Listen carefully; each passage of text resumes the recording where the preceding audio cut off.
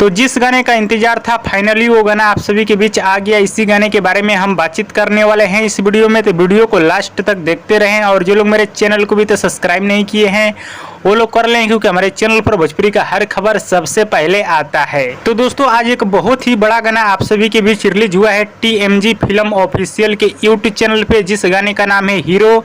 गाने को गाए हैं मोहन राठौर और प्रीति राय ने, और वीडियो गाने में एक्ट किए हैं भोजपुरी सुपरस्टार रवि यादव जी और कल्याणी सिंह, जो कि बहुत ही कमाल का एक्ट किए हैं रवि यादव जी। गाने के लिरिक्स और म्यूजिक की बात की जाए तो दोनों सुपर से ऊपर है। वीडियो भी एकदम बवाल शूट किया गया है। तो जाइए आप लोग इस गाने को सुनिए। TMG फिल्म ऑफिशियल के यूट्यूब चैनल पे ये गाना आप सभी के बीच आ चुका है।